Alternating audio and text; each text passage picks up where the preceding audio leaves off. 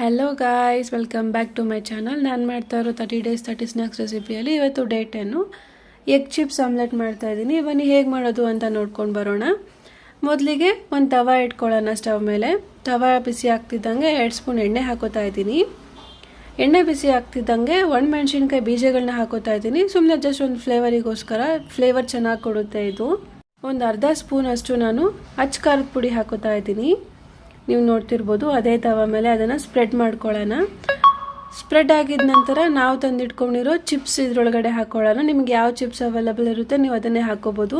ಅದೇ ಥರ ಅರೇಂಜ್ಮೆಂಟ್ ಮಾಡಿಕೊಂಡು ನಾನು ಅದ್ರ ಮೇಲೆ 2 ಮೊಟ್ಟೆನ ಒಡೆದು ಹಾಕೋತಾ ಇದ್ದೀನಿ. ವಾವ್, ನೋಡಿ ಎಷ್ಟು ಚೆನ್ನಾಗಿ ಕಾಣ್ತಾ ಇದೆ ನೋಡೋದಕ್ಕೆ. ತಿನ್ನೋದಕ್ಕಂತೂ ಸಖತ್ತಾಗಿತ್ತು. ಅದಾದಮೇಲೆ ನಾನು ಒಂದು ಸಣ್ಣದಾಗಿ ಬರೋ ಚೀಸ್ನ ತುರ್ಕೊಂಡು ಈ ಥರ ಹಾಕೋತಾ ಇದ್ದೀನಿ. ಚೀಸ್ ಹಾಕಿದ್ರೆ ಮಾತ್ರ ಸೂಪರ್ ಟೇಸ್ಟ್ ಆಗಿರುತ್ತೆ. ಅದಾದಮೇಲೆ ಮತ್ತೊಂದು ಅರ್ಧ ಸ್ಪೂನ್ ಅಷ್ಟು ನಾನು ಅಚ್ಚ ಖಾರದ ಪುಡಿ, ರುಚಿಗೆ ತಕ್ಕಂತೆ ಉಪ್ಪು ಹಾಕೋತಾ ಇದ್ದೀನಿ. ಸ್ವಲ್ಪ ಕಟ್ ಮಾಡ್ಕೊಂಡಿರೋ ಕೊತ್ತಂಬರಿ ಸೊಪ್ಪು ಹಾಕ್ಕೊಂಡಿದ್ದೀನಿ.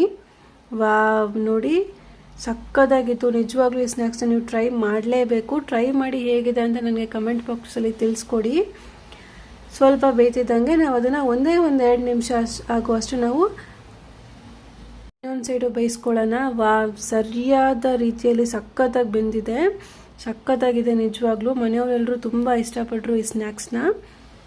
ನೀವು ಒಂದ್ಸಲ ಟ್ರೈ ಮಾಡಿ ಹೇಗಿದೆ ಅಂತ ನನಗೆ ತಿಳಿಸ್ಕೊಡಿ. ಇದೇ ಥರ ಹೊಸ ರೆಸಿಪಿಗೋಸ್ಕರ ನನ್ನ ಚಾನಲ್ನ ಪ್ಲೀಸ್ ಸಬ್ಸ್ಕ್ರೈಬ್ ಮಾಡ್ಕೊಳ್ಳಿ.